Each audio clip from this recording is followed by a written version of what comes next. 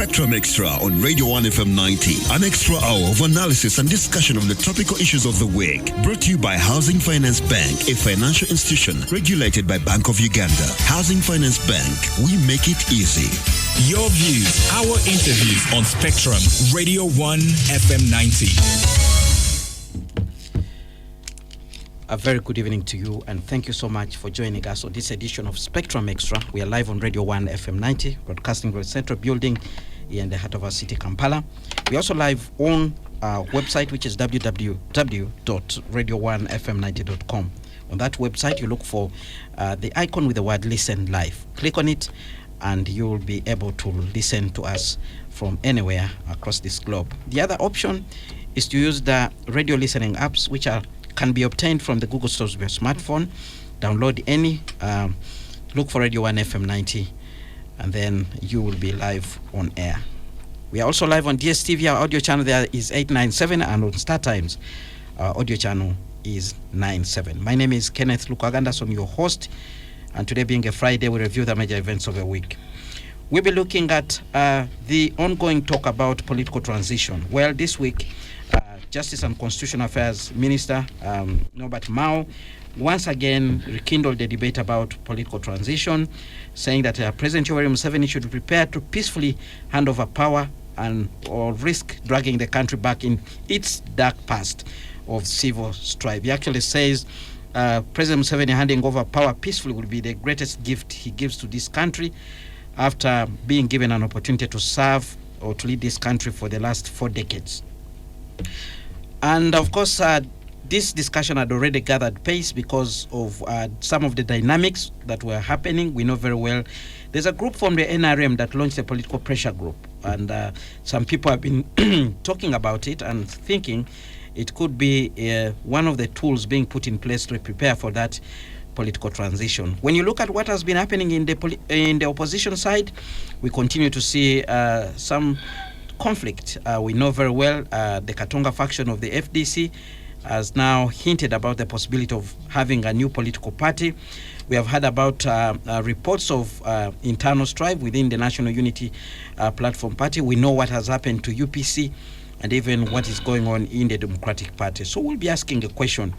Is Honorable Mao talking to himself on this matter of transition? Because we know in the recent past, actually in October 2002, President Yoweri Museveni said in the MOU he had signed with Mao, which culminated into him being appointed Justice and Constitutional Affairs Minister, there was nothing to do with political power sharing or even a transition. So why is Mao insisting on this matter? And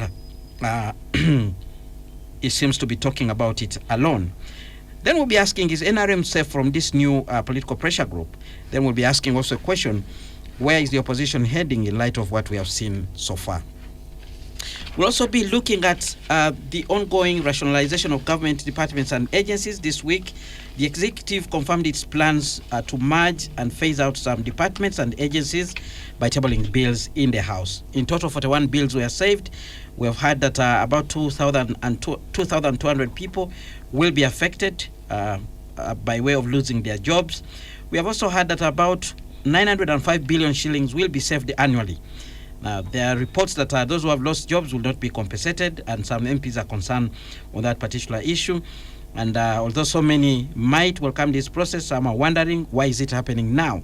Others are saying, is it politically correct or it's a risk? Others have insisted that the process should extend to Cabinet, Parliament, State House, and the President's Office, where they think there is also duplication. So we'll be asking, we'll be discussing on this issue and trying to look at where it's heading. Today I have a panel of 3.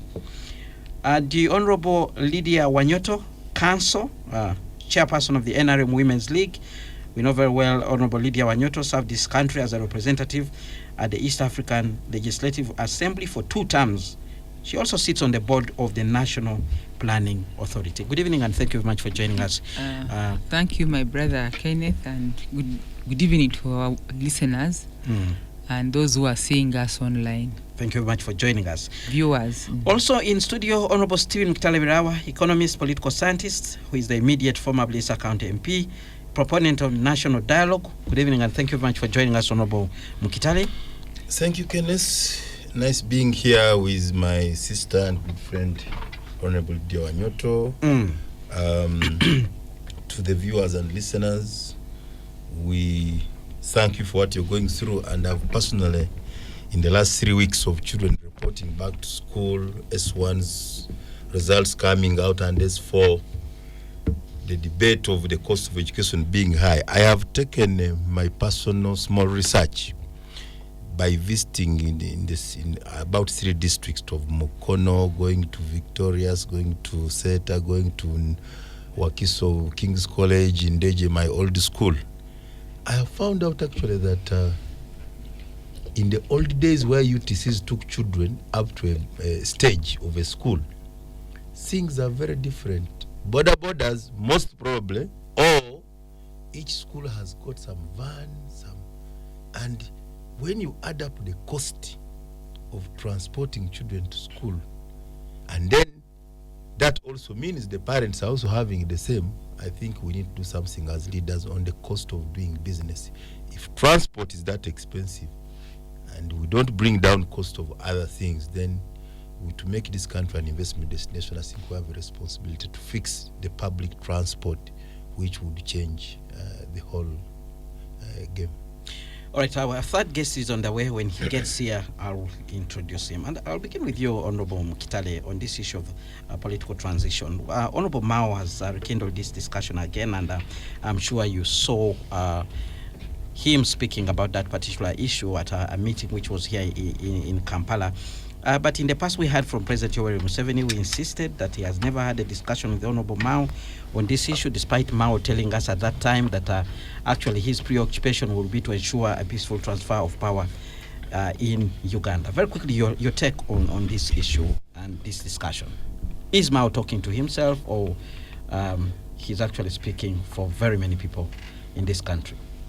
In most cases, I want to avoid discussing individuals.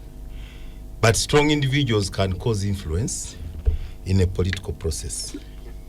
I think for me, my first question would be, my preoccupation would be, choosing from your vocabulary, is that what political dispensation are we in? Before you labor so much to want to discuss, because pluralism and multipartyism presupposes that you have a system where there is separation of powers, there is rule of law, there is constitutionalism. So sometimes it's even difficult to say we are in multipartyism.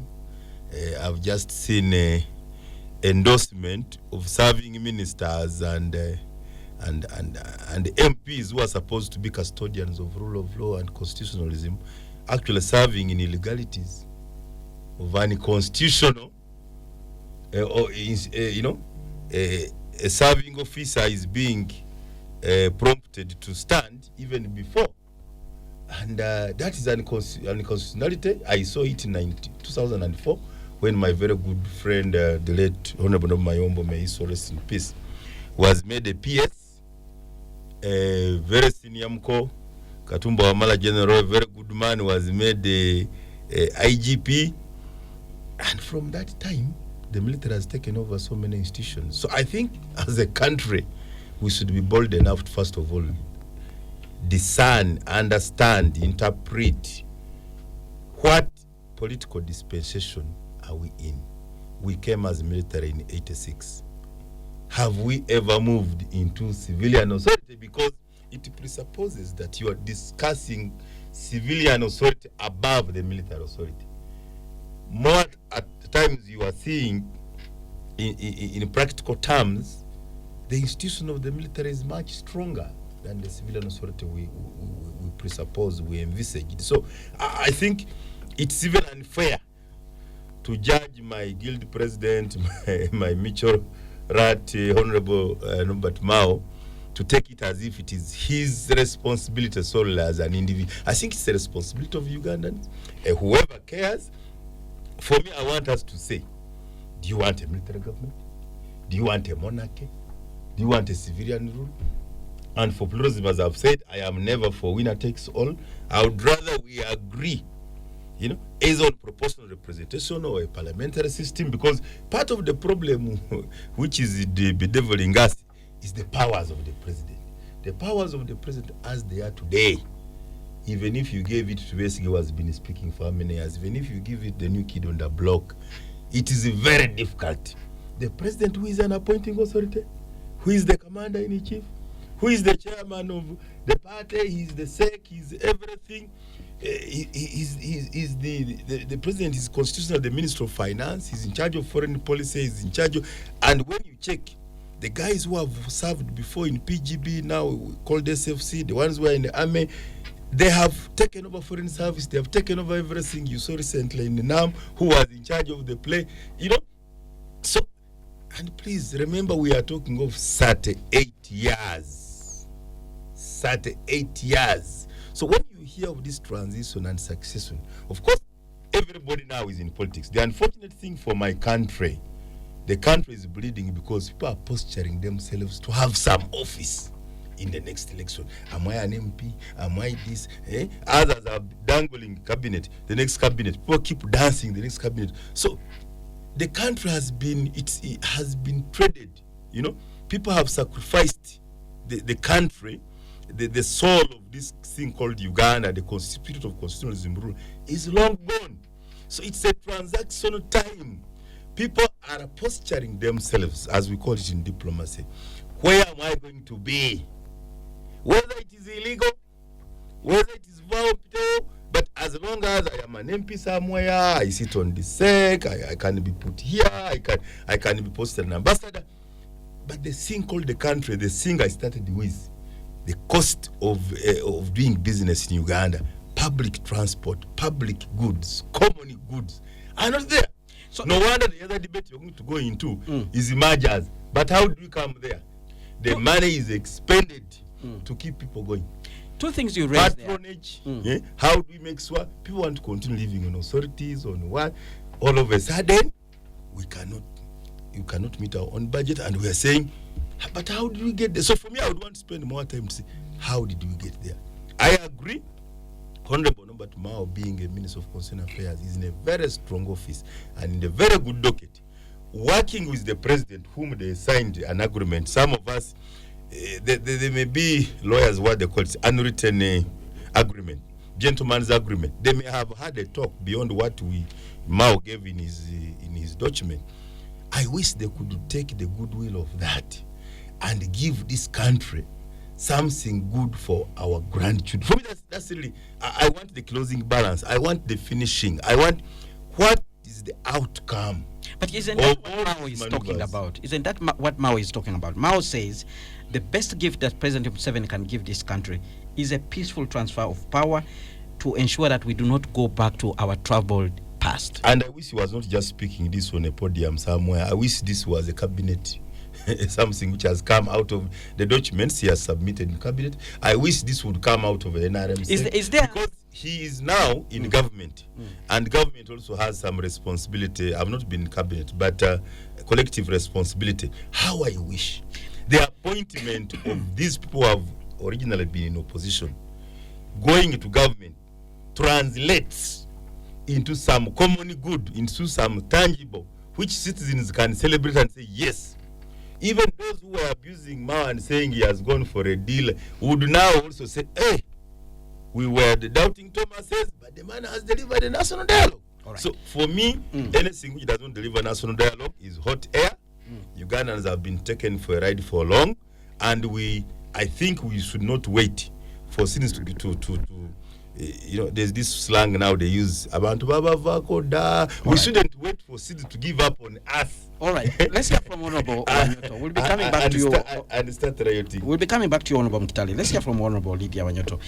Your take on this talk, this issue of transition, and now Honorable Mkitali also raises the other issue, that is this transition or succession, the talk that we should engage in as a country. Do you think it's time to actually do that, or we are just red herring? Because within the NRM, there are people here who keep on saying Muzei Tova Kumain, and even today, sort of vice president who represented President Yoweri Museveni at a graduation of the Mountain of the Moon, and he was rallying the people in Rwenzori sub-region to support President Yoweri Museveni in 2026.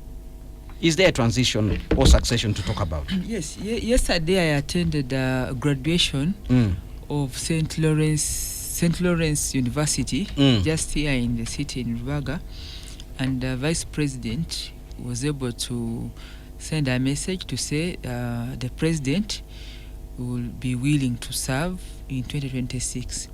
Now, but there are procedures and the law of the land is very clear.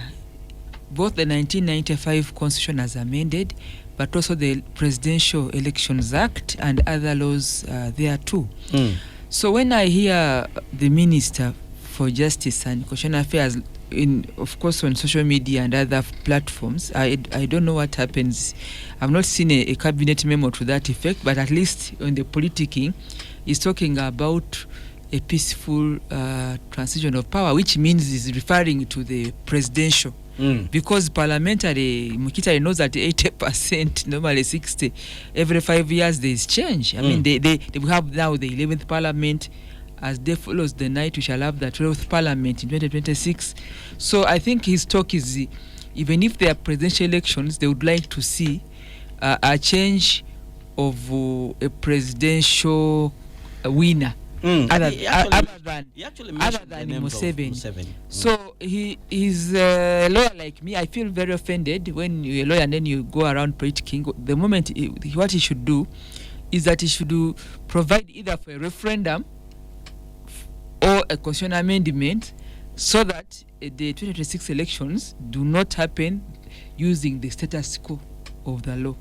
The law the way it is now, as day follows the night, President Museveni, if he's alive, is eligible to contest if the NRM party front him, and we did, by the way. And you did, I remember. Because I'm a member of the Central Executive Committee, and when we were in Chobe, we passed a resolution that he should be the candidate for the NRM and the 2021 elections and beyond.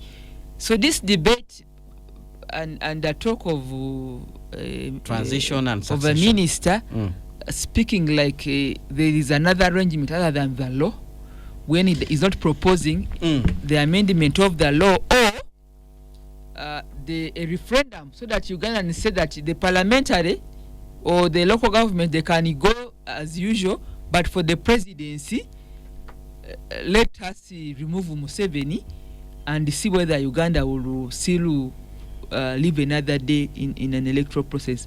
I mean, he's hanging in his messaging, and I don't know why.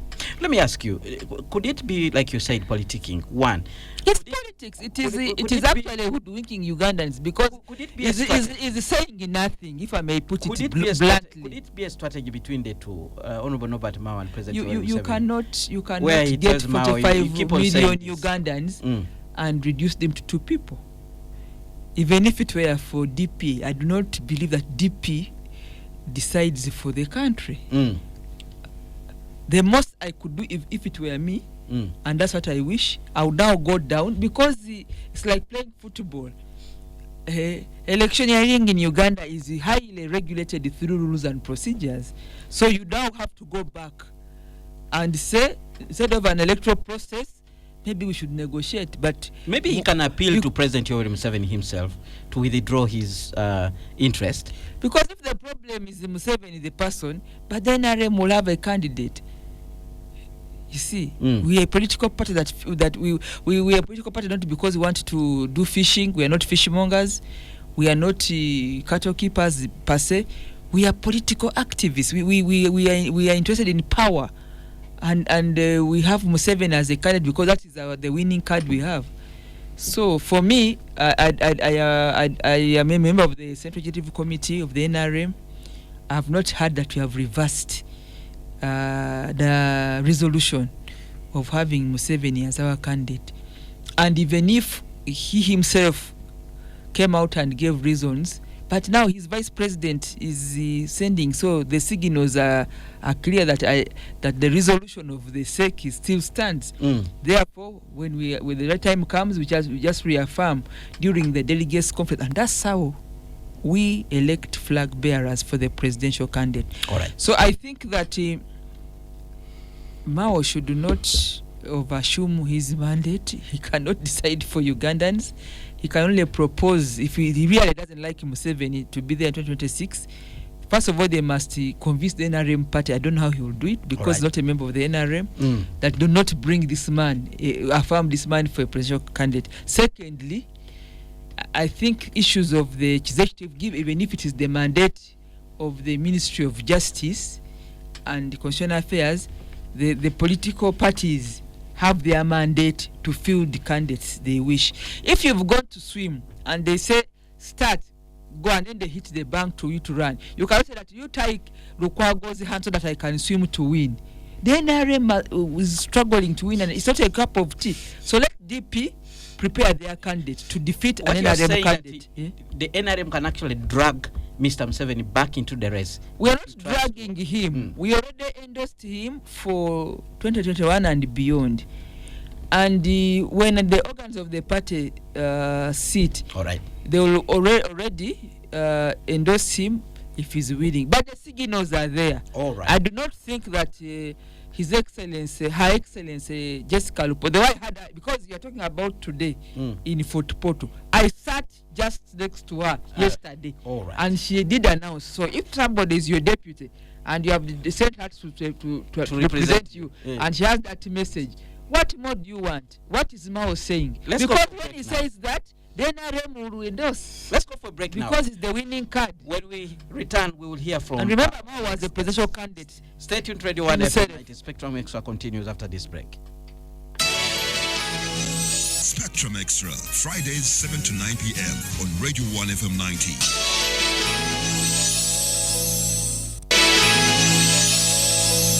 Well, thank you so much for staying with us on Spectrum Extra, live on Radio 1 FM 90. Review the major events of the week. My guest, Honorable Stephen Mutale Wirawa, economist, political scientist, immediate former Lisa County MP.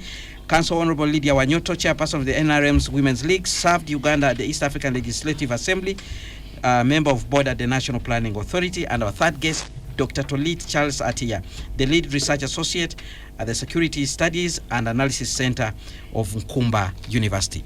Dr. Tolit, you found us having this discussion about transition, succession, and all the things that we are seeing in there. On one hand, we see the only lone voice from the NRM, and a historical at such, Major General Kahinda Otafire, standing out in this discussion and specifically talking about how the president's son cannot be president of the Republic of Uganda. And when we talk about succession and transition, some people actually are looking at a possibility of Mr. Museveni actually handing over power to his son. What's your reading about this discussion that has been rekindled by Norbert Mao, but also what could be going on in the NRM camp regarding this matter?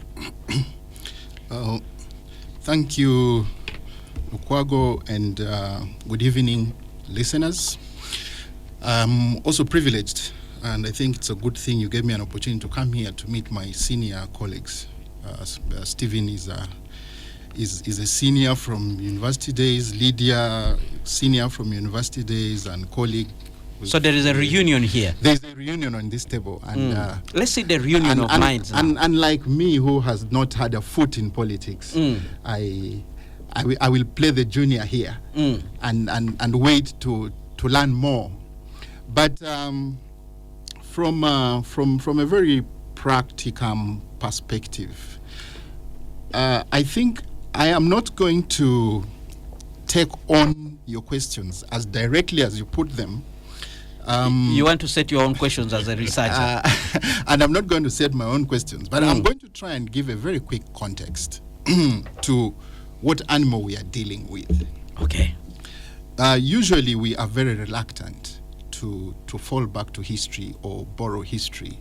But history has remained one very reliable constant in helping us understand the future. I came when Stephen was summarizing on his presentation, and one thing I had him say, and also Lydia mentioned, was it's 38 years President Museveni has been here, and that is an indelible mark, if you like. And I want to start from there. 38 years is not a short time. In 38 years, many things has happened. Museveni, the man, this is something many people may dispute. But I think President Museveni has been Uganda's foremost ideological president from the word go.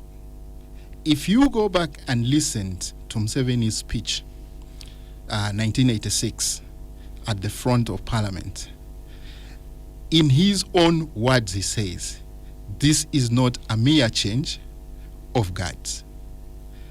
And that was quite a statement. Following to that, he has been a president that has consistently tried to bring the point to the fore that he is a man who has come to try and bring remarkable change for fundamental change for a large population of Uganda. How much he has succeeded, of course, is a question for another day. They are both pros and cons, especially on the socio-economic front.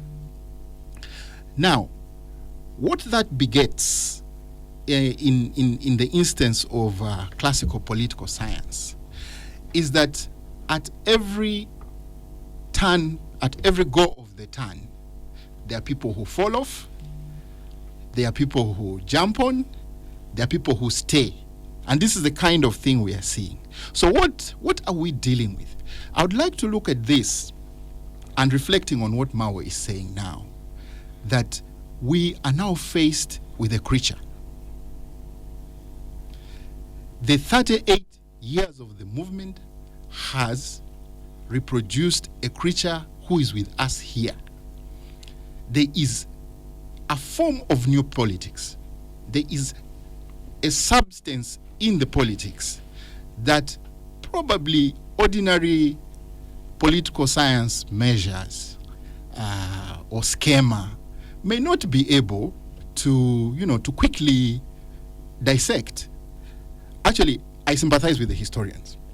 One thing that nobody should try to do for now, nobody should try to pick his pen and paper and try to write Museveni's history, because it is still evolving. Museveni has not come to his end.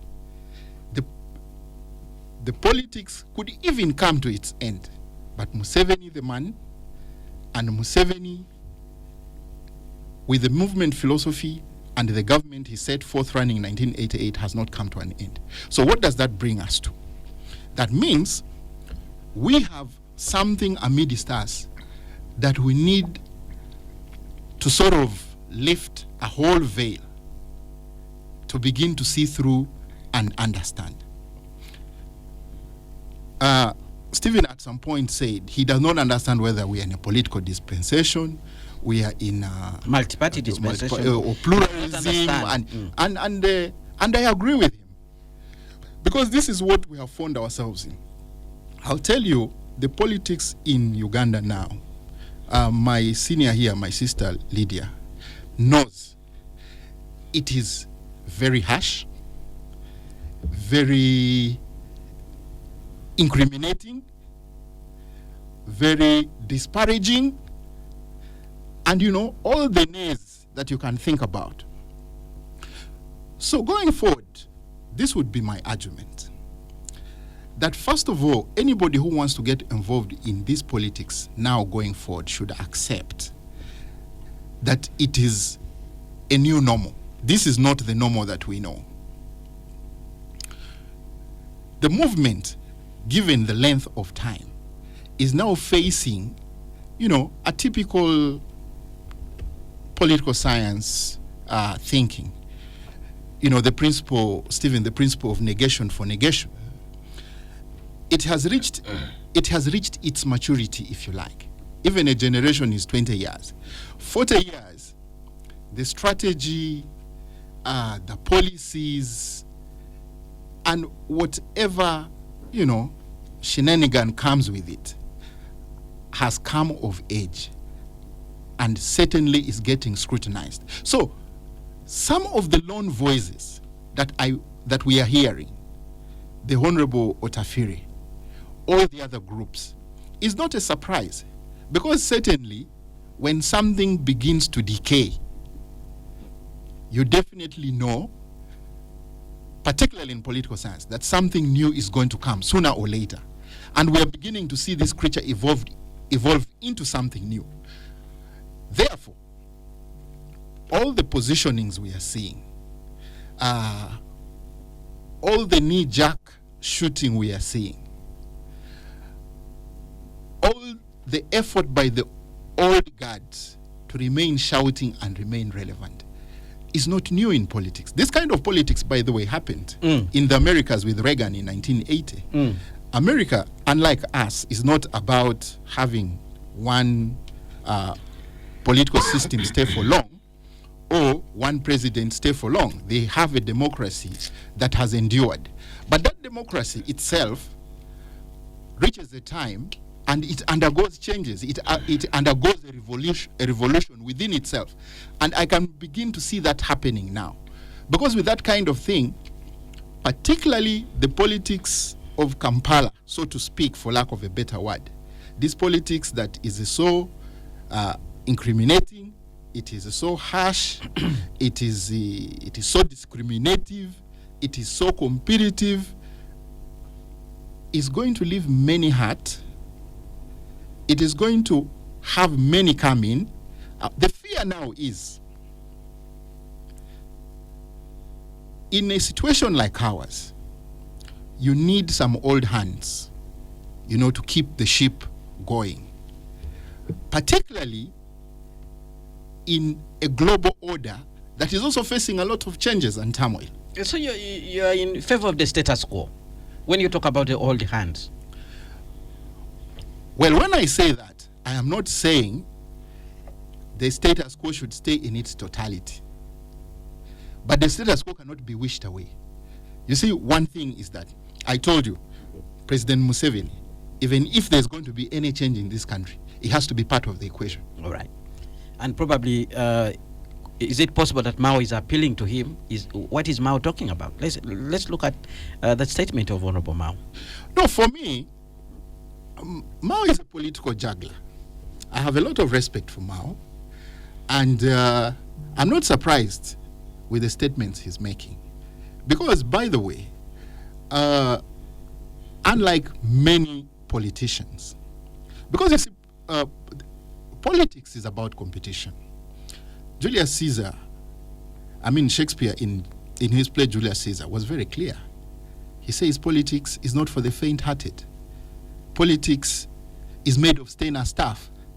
You don't come, to politics, get to the goalpost and start hobbling.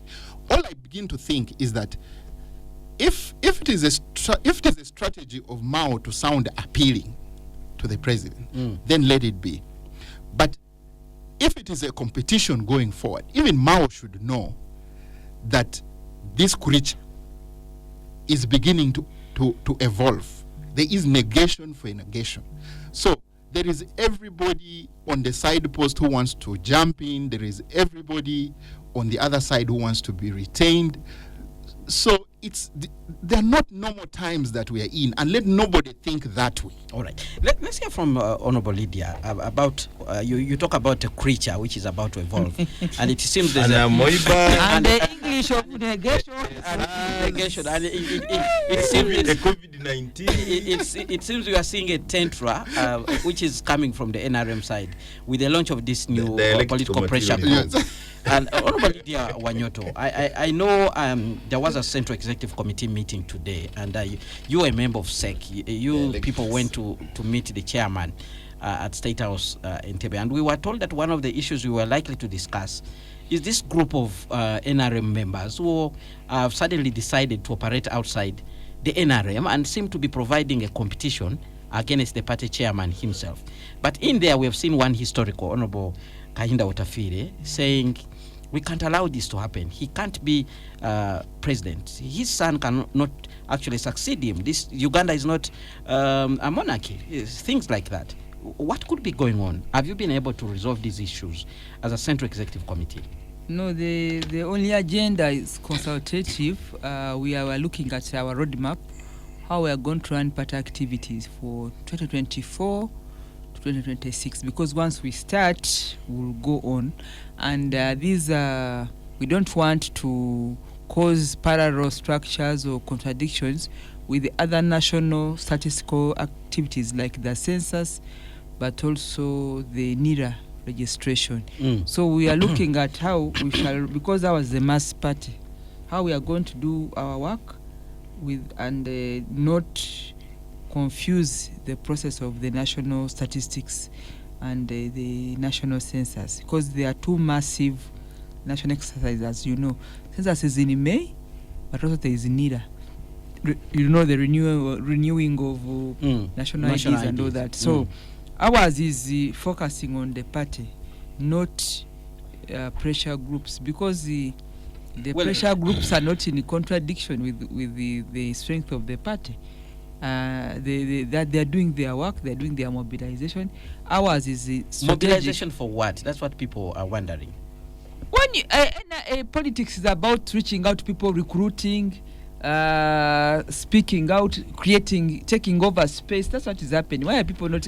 That's an obvious thing. You know, when you're a politician, you may not understand, but that's the style of politics. Well, the question there is recruiting for who? Recruiting for the NRM. For the NRM. Yeah, it's for the NRM. Is that so? Yes, but it's for the NRM. We hear these people. So if it's not for the NRM, don't ask me anything that's not for the NRM, because for me, I'm clear the NRM. Well, I've had these people. They have even. And when we take out, let me tell you what's going to happen. When we finally roll out the mobilization and then registration to be in the yellow book. So you can talk so many things, but finally there is what they call the NRM register on the village. And NRM is a registered national party, and we have a structure. We want to renew it as we prepare ourselves to participate, because we're not the only political actors to participate in the general election. So you ask me on any matter on NRM, not any other program. Well, because finally this is going to define who becomes the candidate. We shall go for the primary. This issue is about the NRM itself. No, it's not. Let me give you a picture. These people seem to have launched some sort of a minimum agenda. They call themselves patriotic what? Why don't you now invite them to speak? Because really, for me, I speak for NRM. We will be at a loss. We have heard them speaking. And they seem to What are they saying? They are here to handle issues that NRM has failed to handle. They even single out an issue like corruption. But DP says the same. FDC says the same. But we know DP and FDC legitimately they can compete for political office. Yes. Even in this group, they can also, if they register in the yellow book, they will come and compete for power and change. I will tell you that I've just told that every primaries, we almost 90% of the members change because of that same talk. So if they're in the yellow book, I can speak for them. If they're not in the yellow book, I cannot speak for them. But everybody is speaking about power. We are in politics. Everybody is an actor. Can the NRM call this group to order? Most of them are card-bearing members of the... To order how? We are waiting for the vote. The people will decide. Really, I want to educate you on this matter. We can come and talk like any other groups, whether activists or whatever, but finally, our business is people. We are not fishmongers. Right, let me give At the end of the day, there will be a box, and people will decide whether it is Mchitale or it's Wanyoto. Let me give you an example. The FDC has had a political pressure group that has been operating from Katonga for quite some time under Dr. Kizza Besigye. And we saw a number of meetings that have been occurring there. Now, that political pressure group has succeeded in splitting the party into two. I don't know about FDC. Are you downplaying the possibility of the people's, how do they call them? Let me tell you, Lukwango, don't spend a lot of air. Maybe you also do they have promoting something. On I don't know, because the results are clear. It's like how Mukitale is an education. She's even a proprietor of a school. There can be so much talk or seminars, subjects, but at the end of the day, there is UNEB. And results come out. Let's wait for whoever is talking for the ballot paper. They call the box, they call it a debe. Let's wait for the debe. But make no mistake, the NRM party is organizing a roadmap. And when we start, we shall register members, we shall run structures, When we are done, we shall have flag bearers. All right. So, because I've been a commissioner of the NRM Electoral Commission, this Honorable Kichari knows that there's a time when I ran an election and one constituency had 22 candidates, but we only wanted a slot for one person who got the flag. So whatever I'm saying is, at the end of the day, we shall have that one candidate per slot, All right. whether it's presidential or parliamentary. The difference between that and this is that those 22 candidates were competing from within the NRM, but now we have a group that wants to operate outside the NRM. Let's hear Because at the end of the day, I've told you how it works. The rules and regulations of political parties. At the end of the day, you will have to be in what we call the NRM register, and we shall vote on you. If you're not in the NRM register, then you will be a competitor either in a registered political party, because a pressure group can do pressure, I don't know to which end, but at the end of the day, the laws of Uganda are clear. That's why I was saying that the Minister for Constitutional Affairs, there's a lot that politics in Uganda is highly legally regulated. It's like a football.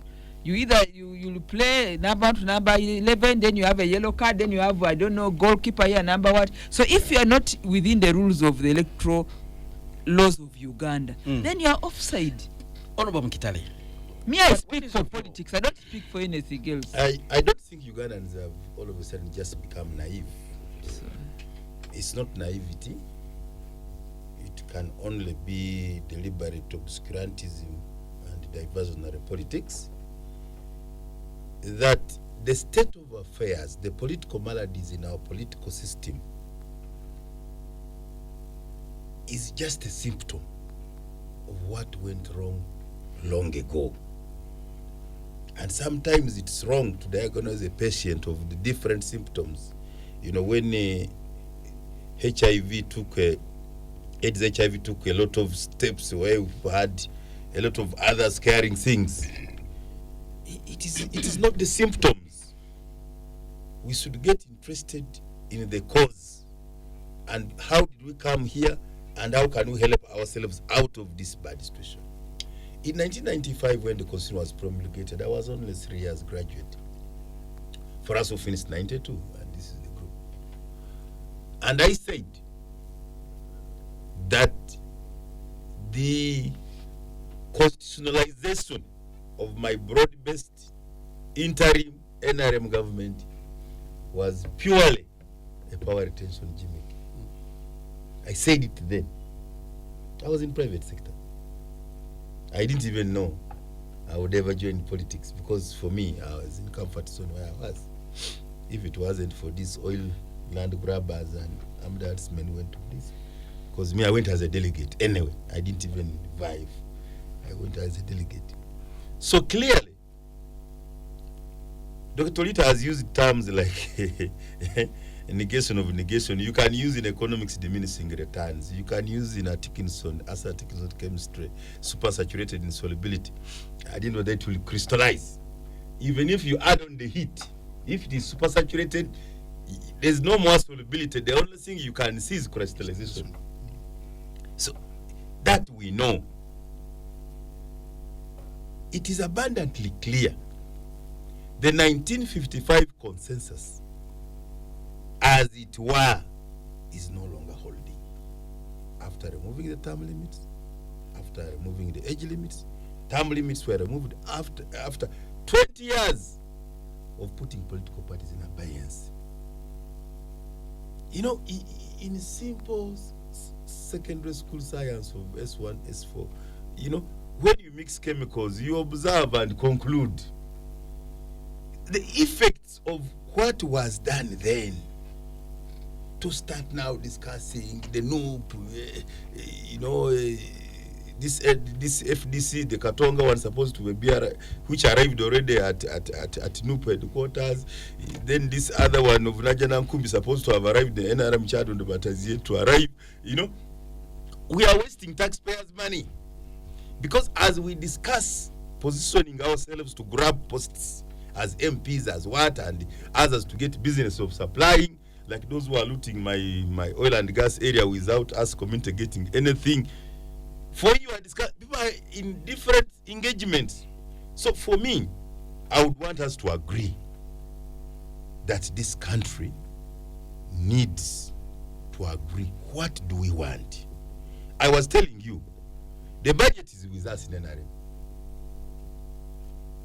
The local government LOCs are with us in NRM.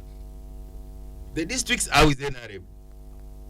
You know, I talked earlier, the areas which make NRM not a party, and I want to repeat, not a party. Even the president didn't allow members to register NRM as a party. He said organization. And we all know NRM is a revolution. If you wanted, people now, I hear pastors praying for visas and tickets. NRM does not have a return ticket. Do you know that? NRM does not have a return ticket that you're going to, whether I was in Micha, my neighbor was North Scott. We either win or you lose. So NRM does not have a return ticket. So what are you discussing? That there will be an election and they look for a return ticket? The visa is permanent. It does not expire. So there's what we call in political science, the minimum program is not there. So NRM revolution is a maximum program. So you can as well say we are getting to 40, we can even go up to 60 years if you do not have a honest conversation, what I call the Truth and Reconciliation, what I call the Comprehensive Constitutional Review Commission, what I call the National Dialogue, what I even say you may need an amnesty. Even this thing you're going to talk about of rationalization, what we need is a national dialogue first. All right. Some people can even send themselves home. So we have a challenge that the NRM revolution has captured the cultural institution, has captured the religious institution. So the voices you expected, the interest groups the president promised when he was sending political parties in abeyance, that we shall get the interest groups to form the political parties, but the cooperatives were all killed. So you will not hear the Bugisu growers identifying with one political party to market their coffee. It's the only surviving one. All right. The others For are break long now. dead. So when we return, we'll let us be honest to ourselves and agree we don't have political parties. Actually, what is now happening, the political class is just people are trying for themselves, how do they survive within this state of affairs. All right, let's but go for a break now. Talking about when we return, we'll hear from Dr. Tolit on that particular issue, whether this new group will have an impact on the NRM party, but also what is happening in the opposition political parties. And then thereafter, we'll shift the gears and look at this discussion around rationalization or merger and phasing out of some government departments. Keep your comments coming via the WhatsApp line 0703 090 090. When we return, I'll read out some of these comments and the panel will respond to them. Spectrum Extra, Fridays 7 to 9 p.m. on Radio 1 FM 90. Thank you so much for staying with us on Spectrum Extra live on Radio 1 FM 90.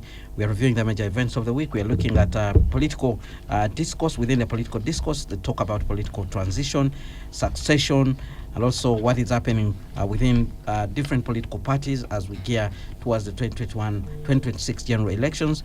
We're also going to look at rationalization of government departments following the tabling of 41 bills in Parliament to repeal and also amend the parent laws that created some of these entities that are being considered in the different ministries, as we saw them actually presenting the bills in the House. Three panelists: Honorable Stephen Talwirawa, economist, political scientist, immediate former Blissa County MP; Council Honorable Lydia Wanyoto, chairperson of the NRM Women's League, member of board at NPA. She also served as a representative at Iyala, and Dr. Tolit Charles Atia, the lead research associate at the Security Studies and Analysis Center of Nkumba University. Dr. Tolit, your take on these developments within the political parties.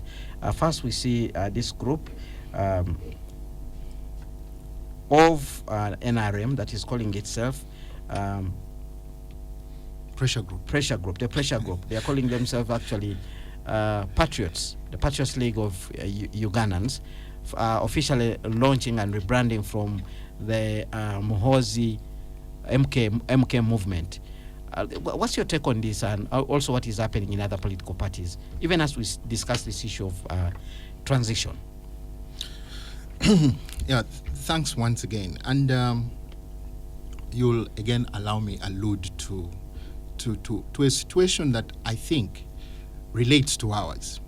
It took me a long time to follow and understand that particular situation, and I'm talking about the push factors for the Arab Spring Revolution. When I took time to try and understand what happened in the Arab Spring and what makes it unique, particularly on how it differed to what you'd see as common media commentary, common street discourse, was one particular researcher who went and stayed down in Egypt for about 2 years. 3 things stood out. One of the questions he concerned himself with was that, did the Arab Springs happen because Muslims are Muslims? Was it because Muslims are brave? The other was, is it in any way linked, to the common talk of jihadism? And I can assure you, on reading that text and reading a number of other texts to correlate that study, I discovered that none of the above. The arguments were thus forth. 1, there was a long historical factor of dictatorship, demonization, and discrediting civilians over a long period of time, what you'd call defranchisement. Between Algeria, Egypt, what is the other country? Skip my mind. Tunisia.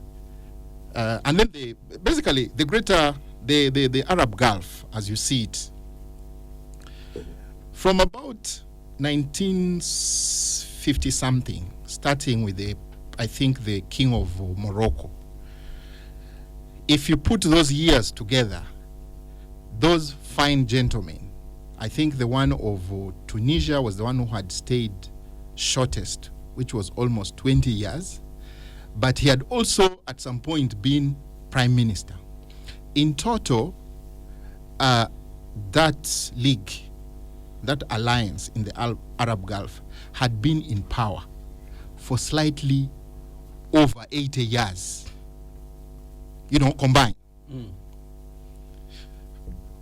What that speaks to is that generations came through, that edifice, and they lived and ruled with a very firm grip. A dictatorship, you would call it. Although, I'll want to add, or suffice to say, that interestingly, many of those monarchs kept going through some form of transitions, internal transitions. Successions, actually, and by their sons.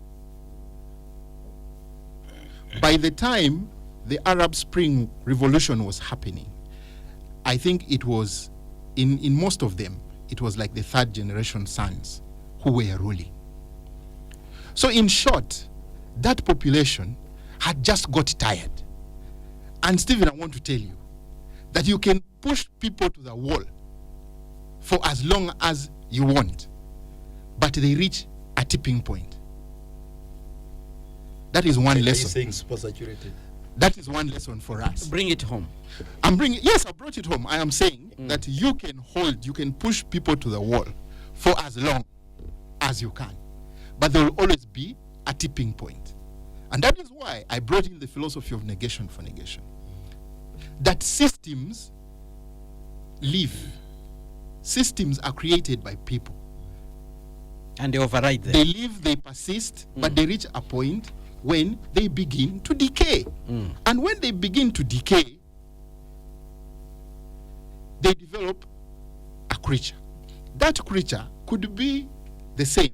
There's an African saying that the branch of a tree does not fall far away from the stem.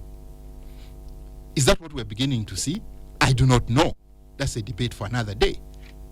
I know a section of scholars in this country who are arguing, like Stephen has been saying, that the agenda of the movement is a maximalist agenda.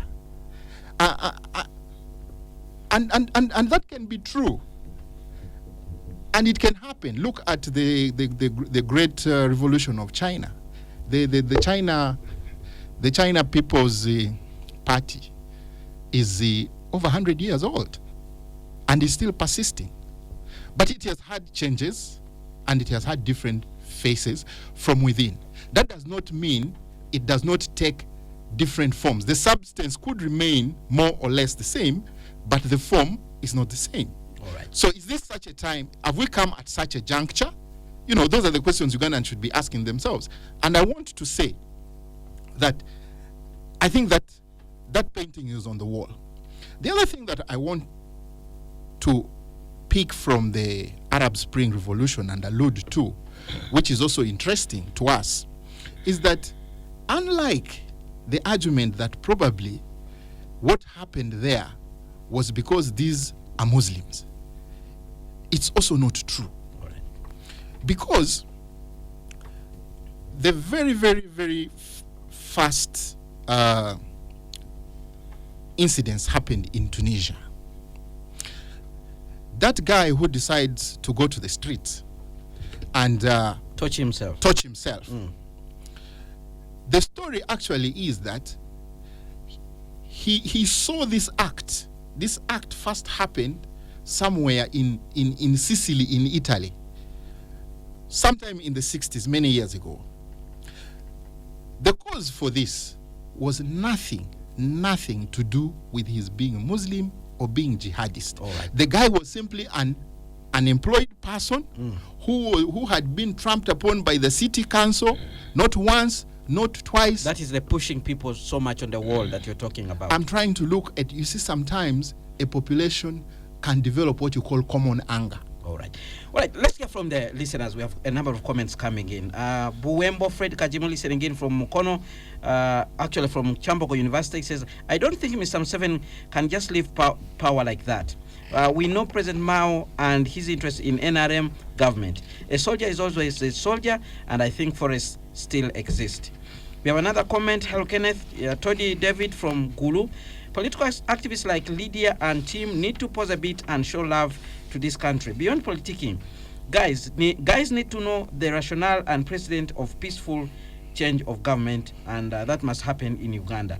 We have Henry in Kiwenda who says, good evening, Radio 1. Mr. Mao has well described the gift the president should give Ugandans. How about Mr. Mao giving himself wholly to NRM as a gift by quitting DP, handing over the Secretary General position? Otherwise, NRM cannot listen to him if he's still DP. We have another comment coming in from Henry. The succession debacle currently is very clogged with personal interests. We need to have electoral reforms talked about in Parliament. Right now, the country has become Museveniotic. He has introduced another word there. In the vocabulary of the politics in our country. Yiga Samuel Mary, listening in from Namlondo, say thank you very much for the show. Sincerely speaking, Uganda needs a peaceful transition as Mr. Mao is proposing and setting it routinely, but the top leadership of this country doesn't want it. Instead, Mr. Museveni is interested in succession by his relatives. Mr. Museveni and his colleagues don't want to learn from the past. Well, we have not heard from Mr. Museveni actually saying that he wants his relatives. Actually, one time, he said that what was going on was Mr. Muhoozi was organizing birthday parties. Actually, the birthday parties were being organized by his friends, and therefore his son had no interest in politics. That's what selfish friends. Selfish friends. That's what he said. Then we have another comment. Spectrum Extra. The political scientist is right. The creature is evolving. The president now works more with office of the national chairman than even NRM. Now there is PLOU, the Baganda called Pilau. For Otafire, like many others before him, the idea is make noise, get something for himself, but the president wants his son to be president. He will fall in line. That is Robert listening in from Kumi. Lydia says that when all is said and done, the people decide, and the analogy of UNEB. But NRM, UNEB, people are never candidates for their exams. That is Bob listening in Kampala. Good evening, Mr. Lukwago. One thing I know about Honorable Kahinda Otafire, his sense of candid and honesty in terms of how he feels. Many people feel the same in the NRM party, but choose to live in denial for fear of the consequences. Do you remember what happened to Honorable Mukula when he expressed interest in the presidency? No one wants it to happen to themselves. That is why Michael Wabomba, who is listening in from Mbalen. Lastly but not least, Spectrum Extra, the Arab Spring was a missed opportunity, just like the many coups that happened in the rest of Africa in 80s and 90s, because the outcome is even worse: dictatorship. Sisi murdered hundreds of Muslim Brotherhood followers after the Arab Spring, probably not different from what the NRA has become. Any issue you want to respond to, Honorable Lydia Wanyoto? Some comments coming directly to you. Some people think actually you need to pause, even if you think about winning elections at the NRM party, you should think about the country. No, first. the people are just the issues about the presidency. But we have so many electoral offices. So if people do not want Museveni to win the next election of 2026, they should not talk in ambiguous terms. They should be direct to him. If he doesn't come out to say he's stepping down, or his party, because the party can stand firm and say, for us, he's our member, he's the best card we have. Maybe they can do electoral reforms. But this business of saying that give us a smooth transition, supposing the transition is within NRM, are you going to force us to? Because NRM, I mean, I in my mind, I just want to be realistic. I'm just one person. Yeah? And I have one vote, but I belong to a political party called NRM. So if people don't want our presidential candidate, the party must also sit and change. But we can give them somebody they may not like more than they would say at least Museveni. You know these things. So I don't know what it is that they want to happen really. If you don't want Museveni the person, you don't want NRM which presents Museveni, what is it? Because the party is still there. It can bring another Museveni. And then you say, I tell you, if we had said with the other old man of the Chikofi, better or I don't know. I don't know, because the way they are talking, because I do not see people giving alternatives. Let them line up some 10 Ugandans so that we can see and say, I think this is a good replacement. Then they come. But just even Mao has been contesting for presidency. Does he want to get it on a silver plate of negotiation or what? There are people who are saying that be open about this matter. There are people who argue that if Museveni announces and says I'm not running, there are so many people who will emerge, even from within the NRM. You cannot emerge from anywhere. We want to see presidential. Leadership cannot just be you are hidden somewhere covered with a candle. Then you come out and struggle, and then we say, this one has really fought for Uganda. I think he can be a presidential candidate, including myself. I'm there struggling in Mbale City because I want to make a contribution there. But I cannot now begin saying that the incumbent should not contest. No. I will work until I win. So that to me that's where the because the laws of Uganda they have already pronounced themselves on what needs to how be done. Uganda should elect a presidential candidate. All right. So what do you want us to do with this man? You want us to tie him ropes? What do you want us to do with him? Honorable Mkitali. God has been very loving. And he has given us a longevity as NRM for 38 years that we can do everything possible for this country, for generations to come, including the Vazo. So if we fail to fix these things ourselves, we shall have no blame at all to God. We can only blame ourselves. So I am saying that elections per se will not fix the problems we are suffering. It will take to build a new consensus in this very polarized country. Because when you talk of this longevity, there are those who are celebrating. There are those who continue eating. There are those who removal of term limits mean we are taking into account. There are those who increasing of age limit meaning that was more chance for them to loot. And for such people, they are saying, every time you are saying that you want change of government, they're saying, where do we go? You go and see the dance in my oil area. A business of a chosen few, and others you become spectators in your own homeland. So you expect such people to be happy, and they have all the money. They have money to buy anything, to buy any industry, to do anything. So we are at such a very complicated situation. How do you deal with it? That those who have been in charge for the last 38 years are so powerful. Bidandi Sali 18 years ago, 20 years ago actually, it was in 2001, when he says, that if somebody has a gun and still wants to continue, and for you are doing some car business and you want to continue, assuming you are Kwagalan or something, private sector, you would say, I would rather they continue as long as they don't take out what. So that kind of ransom, that kind of holding citizens captives, is what we should look for a solution beyond an election, beyond electioneering, a national dialogue, a truth and reconciliation, a comprehensive. You see, an election is just a downstream thing. My innocent senior justice Vyamukama means well for this country, but the system is not meant, is not created by him. Today I've used so many scientific words. Metamorphosis. An egg can become a larva, it becomes a pupa until it becomes an adult. But a snake can also remove its skin, and it continues surviving by just removing the skin. So we really need, in the interest of this country, even if it means putting off, the other elections can take place of LOCs, but I've told you LOCs is NRM structure number one. Local government's NRM structure. So even if it means putting off the presidential elections, but we agree as a country to have a new consensus to reduce this polarization, because the country is so polarized. I was looking at the numbers of the young people of Uganda who have come out of university without jobs, who have lost the landless, that there is a looming revolution 7, 8, 10 years from now, it may not be President Museveni, who are going to demand they have nothing to eat. The Sudan case. Basiri was removed by a hungry woman, a hungry young girl, or a mother, something like that. Politics of bread. Politics of bread. Now, when these Ugandans who are here now are about 3 million who have gone out for Cheyo, and they adverts everywhere, external jobs, I don't know what jobs.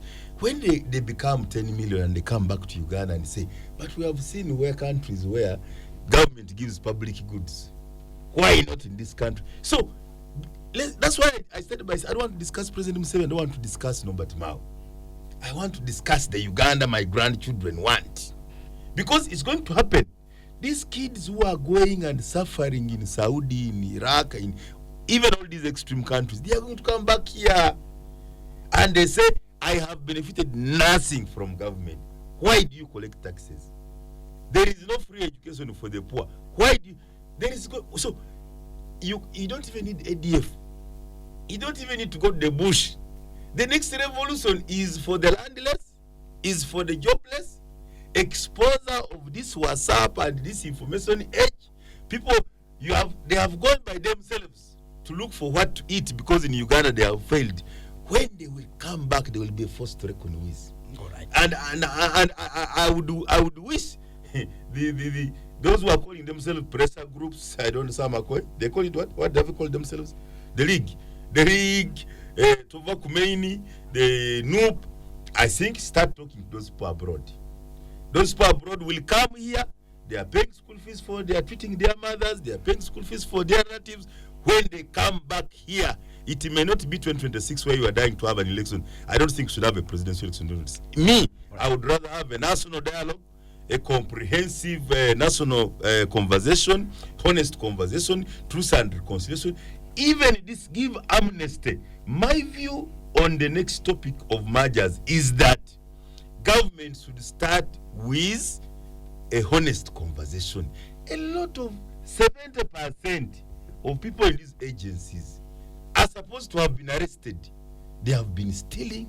They are suppliers of government. I'm even surprised they are putting the country hostage.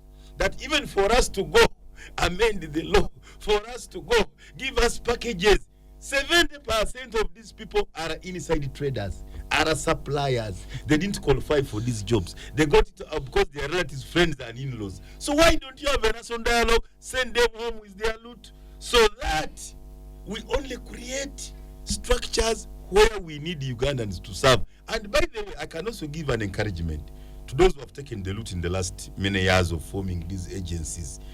You are better off in private sector. Take your loot, become a private sector. Some of us only came to politics to serve, and we have lost business while in politics. All right. You are better off in private sector.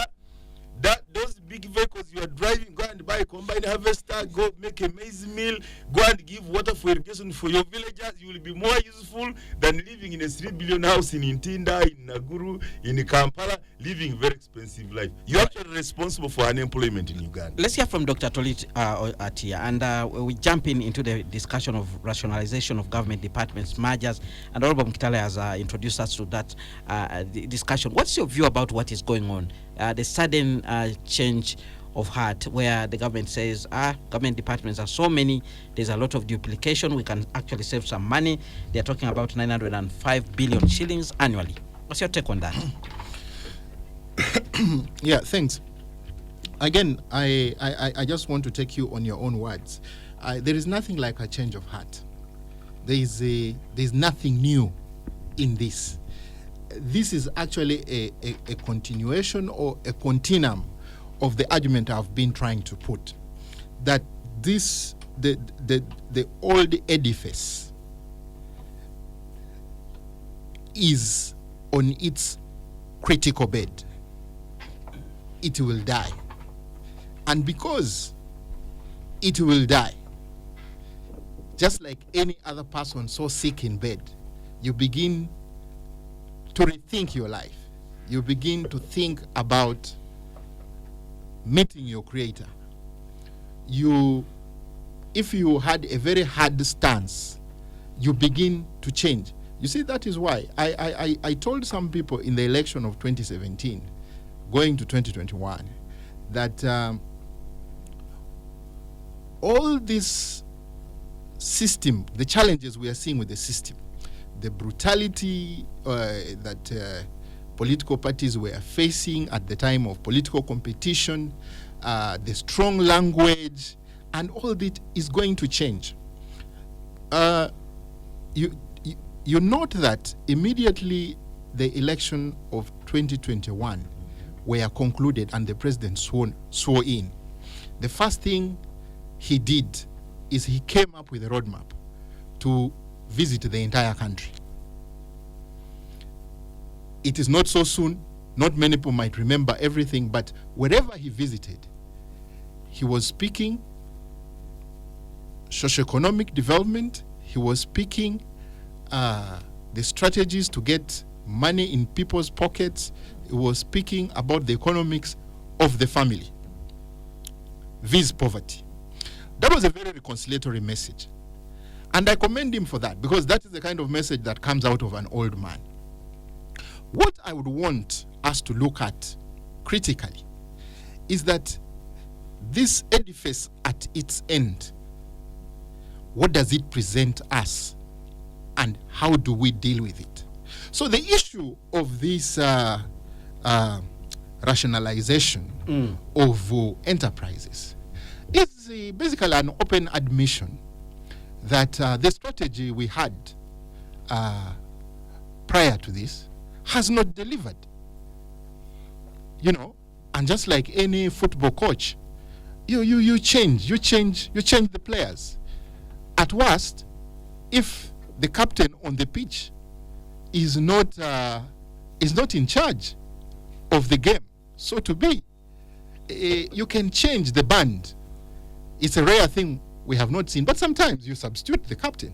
So let us not get absorbed. Let us not get carried away. Because anyway, how many people are employed in these services? You know? And there's nothing wrong with getting it wrong. Right now, there is a hot debate in Britain about former post office workers. Theirs was actually an error that came about because of a malfunction of a technology. They have accepted these people were wrongly suspected, wrongly tried, wrongly dismissed. For about 121 of them or so, the substation masters, who will accept not to go to court, have been offered a compensation of £600,000. But look at the life lost. I mean, look at the opportunity of life lost. Look at the humiliation to their children. Look at your children growing up and knowing that our father is in prison for theft. You know? So I agree with Stephen when he says, you see, the real crossroad we are in is that if there is a true revolution, then it should be meaningful. Then we should lift some of the words at the speech of 1986. Let it not again be a mere change of guards. You know, let us see some real change. So there is really nothing new. All right. This is just a continuum of a failed system. Let's go for a break. When we return, we'll hear from Honorable Lydia Wanyoto and also hear from Honorable Mkitale Birawa on this issue of rationalization of government departments and agencies. Stay tuned, Radio 1 FM 90. Spectrum Extra continues after this break. Spectrum Extra, Fridays 7 to 9 p.m. on Radio 1 FM 90. Spectrum Extra, Fridays 7 to 9 p.m. on Radio 1 FM 90. Thank you very much for staying with us on Spectrum Extra. We're reviewing the major events of the week. I'm speaking to the Honorable Stephen Mkitale Birawa, Blissa County MP, Dr. Tolit Atia, who is a lead research associate at the Security Studies and Analysis Center of Kumbia University. And now coming on the microphone is Council Honorable Lydia Wanyoto, chairperson of the NRM Women's League, who is also a member of the National Planning Authority Board. Honorable Lydia Wanyoto, on this issue of mergers, rationalization of government agencies and departments, what do you think is going on? The intention is good, but I think the management of it will face challenges, because while you can, I don't know how much the study they went into in depth, but I think we needed to restructure the entire government, because even the ministries need restructuring. There's a lot of inertia in the ministry. The traditional civil servants who are permanent and pensionable, but they are still there. They earn little money, but they know how they survive. You find a commissioner does not leave that commissioning desk, even if it's like maybe 2 million, but he's happy. He's a supplier. So how does he survive on 2 million? He has his children abroad. He has a very good home in Kampala, but he's on 2 million. So I think that And a farm in the village. there was need for restructuring government, so that the ministries, even the human resources, like performance contracts, so that you have deliverables. The KPIs must be there. Key deliverable indicators that you are going to sit in those office, but you must deliver this and this and that. Then you get paid, and your contract can only be renewed when they are particular targets. But it's only the private sector, like maybe banks, which give people targets. You bring so many clients, you have. But in the government, so you are taking agencies to where you got them from, and you've not told us why. You're talking about duplication, and you're talking about the cost. But these costs, I think that we should have begun by rationalizing the traditional ministries, even reduce them. They have duplication, you reduce, reorganize the human resource, reboot them, pay them well, and then tasking them on contract basis. So there are issues of monitoring and evaluation. There are issues of ensuring that the civil service is motivated and delivers. But that has not been done. A few agencies which have been paid well, professionalism, and then in the past they were fighting corruption. But the agencies, many of these agencies, when they were appointing people, me in the corridors I used to hear that, let's get people who are locally. I think there's been an abuse.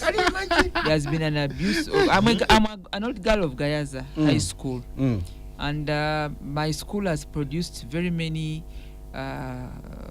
professional girls. I mean, I'm a lawyer. But when we came to the public, many of them have been given jobs that because they wear this heart of being saved. Starting with URA, but now, UNRWA, but now everywhere I go, people are crying about corruption. But the corruption these agencies are being led by locally. So there are a lot of contradictions. I don't know whether I'm speaking wrong things. But those of us who came from Gayaza High School and did not front the local ticket, we just survive. We are hustler. I do what I think is right, but you never find me with a big Bible written in that I'm locally. But if I don't know, one day if I go to God, I think God knows that I do the right. Right is right and wrong is wrong. And I believe me or not, I am a very good church goer. But I never front the local card because of my background. I see a lot of deception. And when I hear people talking about corruption in some of these agencies, I laugh because they are led by Ms. Labor locally. And the president has told us many times that some of these people, they are selected without a lot of processes because they are from, the recommendation is by locally. But now why do we have corruption? Because they should be living by example and putting a lot of effort to change mindsets of the people they lead in these agencies. But name any agency in Uganda that have a lot of money, whether it's in trillions in the budget, then you people come here and talk about corruption. How does corruption go to an agency which is led by locally? I mean, I think that is a very... So now they are going to do... And some of them are those who are bribing members of parliament to fight rationalization. Yeah, I mean... so I think that actually money caused the death of Jesus. Money is a very serious evil, but let's see how things go. But for me, finally, I think that this rationalization maybe should be the beginning, but not an end. We need to restructure government completely. Even the question is rethink decentralization, because look at the Ministry of Local Government. If you got the districts, the little money they get also they eat it. But districts have stopped giving service delivery the way it is. If you go to schools, you will find that there is substandard work going on. Even the UPE people, there is a lot of gaps up country, because me, I'm always up country. I'm a leader of the women. Many times I go to attend their functions. You really find that there is a disconnect between the center here and the districts. And because I follow like Money for Women, we have the Women Enterprise Fair. You go there to Sabino Queen, you find the district development officer only comes to work when there is there's what they call the quarterly release. This one that Ramadan Gobi is announcing every quarter. I released money for this quarter. When the money goes to the account of the district that quarter, that's when you find civil servants coming. But after they have eaten that money, they will not appear for service delivery until when the next quarter comes. But there's nobody interrogating, at least in the local government. I think the future of Uganda is to empower the Ministry of Local Government, so that either we have regional centers for M&D, monitoring and evaluation and service delivery. There's a big disconnect between service delivery up country, where people are not able to afford, and in the key sectors of education, of health and road infrastructure, even a trade. But a lot of the Kampala people in the center here, money, when it goes up country, then finds its way back to the center. So despite this technology, we thought that technology is going to fight corruption. But this technology, whether money is being wired through technology, even revenue collection, people who are sitting on these machines, they themselves are corrupt. So there is a chain. They manipulate The accounting officers, no, the money is wired through the system. So the accounting officers is people who's the, is it IMS? This is fingertips. Is it Sujui? They talk about the fingerprints, the button pressing, everything. It is smart, but money does not reach the end user. Me, every time I go to my communities, women are crying about broken bridges, but there is a billion expenditure for every district, and every district in Uganda got a unit, a road unit. So you just need to use the money. There are even schools which are still complaining for capitation grants. Yes, you go and then people want you to do the bridge when actually in every quarter of every financial there is 1 billion to the district, and districts are now very small. If you know, there are 146 districts, and then some have 10 cities. So they are small. You may find that there is a one. How many constituencies do you have in Bulisa? Only one. So there are many one constituency districts, and then they have a road unit and they get 1 billion. But the bridges are broken, there is no water, the roads, and then they come to us politicians to say, send us maram, whatever. So there is a big challenge of monitoring and evaluation, and also tracking the budget expenditures of every quarter.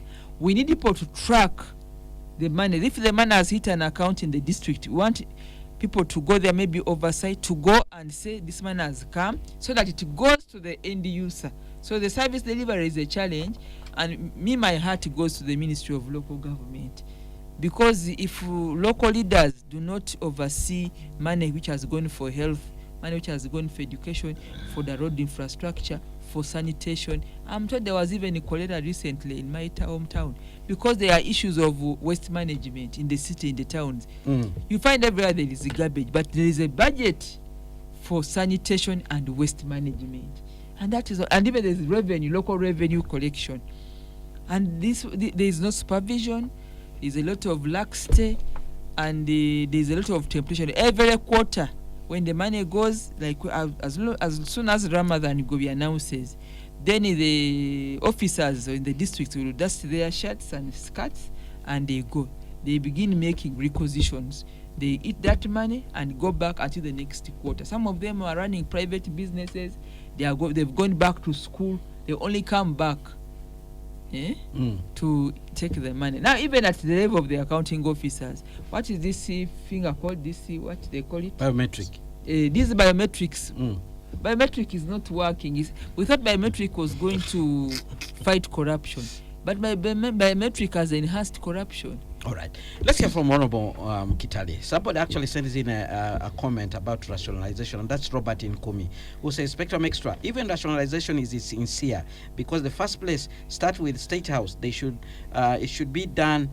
Why should it be done in other departments, but not State House, with a government in itself, which has a government in itself? That's a comment there from Robert, who is listening in Nkumi. Honorable Kitale. Now, first of all, as a student of labor and industry and economics and HRM we used to do personnel management, but later HRM postgraduate. Without merit and competition, you cannot have performance. This country lost merit and competition long ago. The last time I saw it, and let me use Bulisa. During Amin's time, UPC time, and UNLA government, which came from Tanzania, we had many customs officers, we had many police officers, army cadets. We didn't have Butiama barracks, we didn't have cavalry. We had all government agencies, we had the people there. How did we qualify then in those bad governments that today my people don't qualify to get these posts? So clearly it's evidence that most people who are in these jobs today are not there because they have competencies, that's because they qualify. So at the end of the day, the whole intention of a national good, of a common good, is not there, because they were not taken there to serve the country in a national interest, they went there. And I'm building on the point which was well elucidated by Honorability. You know, when did the locally become a competence? Before the local, it was cadres. and children of historicals. So what of those who are not cadres and who are not historical? I mean, they will not qualify. So we have had a very wrong foundation as a country. Sometimes we need to be apologetic. So how can people who have come in as locally, as cadres, as historicals, now even put a country at ransom that we have to be paid for having abused the office and looted where we are not supposed to be? I have a problem with that. Now, it's unfortunate we are yielding into pressure of rationalization, restructuring, and mergers because we are broke. Because we passed a homosexual law. Because we have been living beyond our means, and the money which was coming in, the grants for the HIV drugs, and is now being switched off. I wish this was implemented when I raised it in 2010 as chairman, national economy, that we are living beyond our means. Let's get education fees for the poor. Let's bring down the power of electricity. Because as you've seen, all these agencies have not given us affordable power, affordable water, affordable school fees, medicine in hospitals. That means at the end of the day, they are not relevant to the taxpayer, to the voter, and the common man. And that alone, without going into the other jargons, I understand very well. How can a private sector-led economy, basically outsourcing and contracting, have an obese public service? Ideally, you have a lean public service because you are outsourcing everything. If I become academic, let me also encourage citizens of Uganda. These lies that jobs are going to be in government, that is not a good government. Jobs will be in the private sector, but government should create an enabling environment for the private sector to perform. So the moment somebody is lying to you, jobs are in the government, then you know, Chiwani, something is fundamentally wrong. We condemned permanent and pensionable. Let me first tell you, I was in private sector 15 years, it made me what I am. I have been in politics 15 years, I became broke. I am now depending on the little I made in private sector. So whoever dreams that permanent and pensionable job will make you rich is a liar. Whoever is in that permanent personal job, as Lydia said, a commissioner, is rich, is a thief.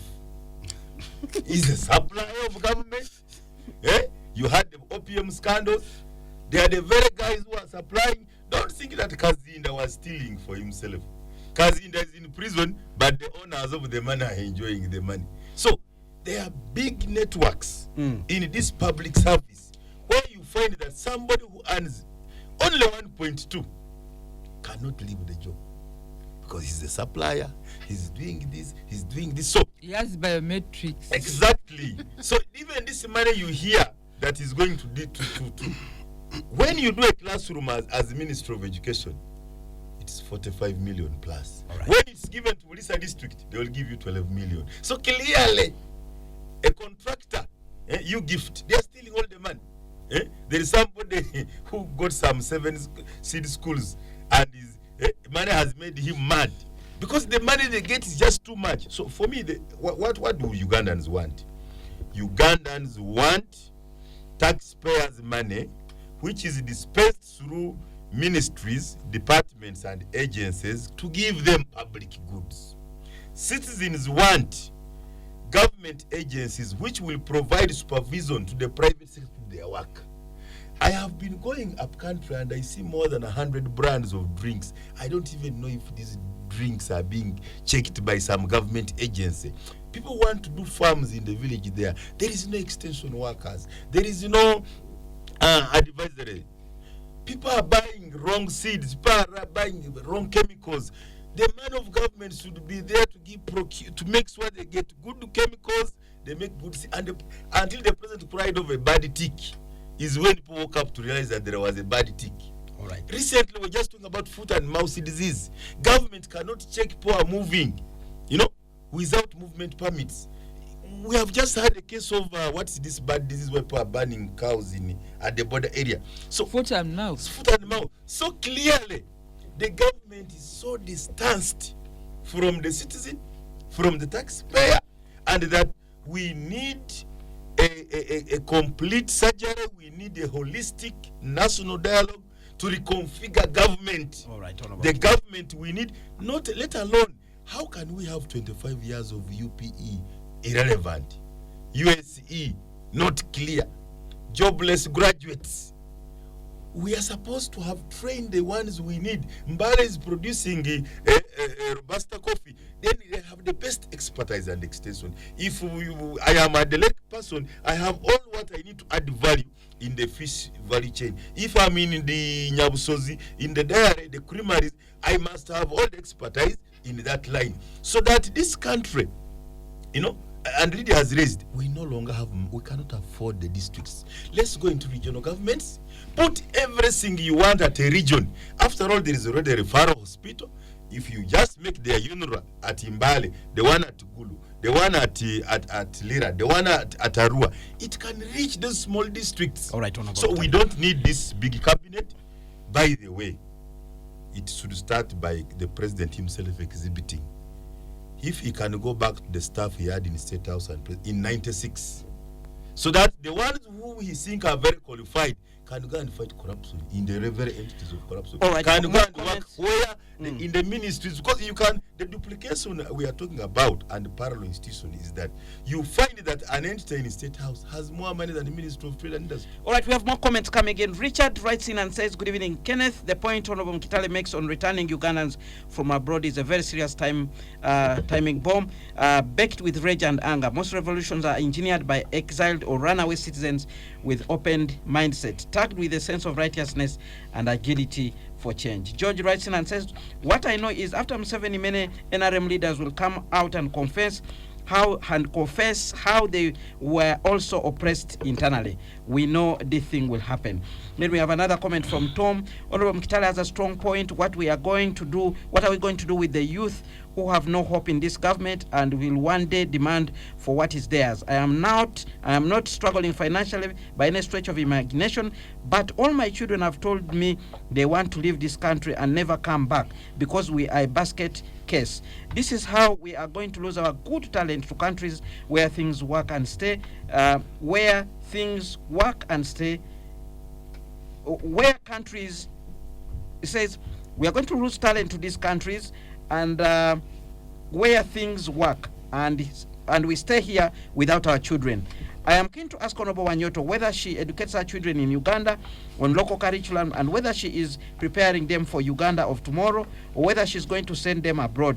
If it is the latter, you should first ask whether I have children. If it is the latter, what a waste of the decades of progress of the NRM with her active support. That's Tom there. We have another comment. No one will advise Museveni until he will leave power himself through vote and not through a vote. Uganda are just wasting time. I remember one day saying I remember him one day saying I got through this other word that you wrote is not so clear. We have another comment coming in from Kaoma Digo in Mitiana who says power transfer applies in a democracy. Uganda is not yet a democracy. So power transfer talk is mere rhetoric. Lydia, I think you have to repent because deep inside yourself, you know that what you are saying is not the complete truth. You know the things that were done by NRM cadres in the Omoro by-election. Well, gentlemen and lady, we are coming to the end of this show and I'll give you an opportunity for you to give your closing remarks. I'll begin with you, Honorable Lydia Wanyoto. I would like to thank all the listeners and those who have taken off time to call or to send messages online. This is a conversation that we all have to engage. NRM is not a homogeneous party.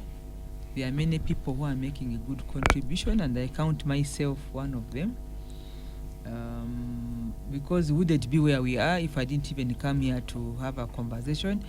I pay big price because I always have to talk even for our own internal contradictions. I come out and I speak, but we hope that, and it's also common, we are first Ugandans, people forget, we are first Ugandans before we become different colors of politics or join the service or become Balokole and other people, but we are all Ugandans. And when a road has not been done, or when there are potholes, we all suffer. There are no good roads for NRM and good roads for other people. We also have a lot of Ugandans. Actually, the majority of Ugandans are not politicians. They are just wananchi wanting to wake up in the morning, fend for their families, and return home. So if you come and say you want to be a leader, and sometimes you come out and campaign, then do the service deliver and do it right. That's why today I've made this contribution about corruption that is denying people services, even when there are resources every quarter. We do not see an impact. And that does not make me less NRM. You see? So I want to call upon people to also be able to distinguish, because many people who claim not to be NRM, actually, they access resources and they are most corrupt. Because you find somebody hidden somewhere as a technocrat, but he's an accounting officer and he's not NRM. Say, we are not partisan. So we have work to do, those of us who have come out to say, we want to do politics, we want to participate into resource allocation and service delivery. It's a daunting task. Because again, we are just eyes on and hands off. I'm not an accounting officer anywhere. All right. See, very quickly, Dr. So I think that the conversation is good and we should keep engaging. Very quickly, Dr. Tolit Atia, in 1 minute. Yeah, for me, my parting shots would really be that Honorable Lydia raises very pertinent points about the struggling civic sector delivery, or actually the collapse of it. And there is anecdotal evidence, because, for instance, look at our economy. We are now running what you'd call an unorthodox economy.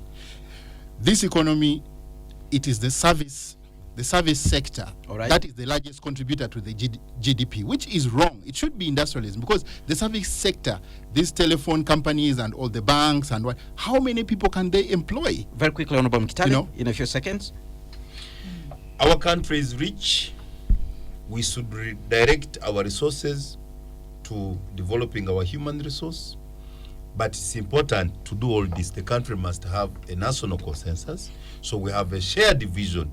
If we have a shared vision, we have enough resources to make sure that we trigger and create impetus for development in the whole country, in all sectors, which will make this country, make us very proud, and our grandchildren to be even self-reliant, as we wanted in NRM to build a self-sustaining. All right, with that we come to the end of Spectrum Extra, this edition, and I thank you very much, dear listeners, for actually tuning in and contributing to this discussion. Thank you very much, dear panelists, for making time to be here. I've been your host. Spectrum Extra on Radio 1 FM 90, an extra hour of analysis and discussion of the topical issues of the week.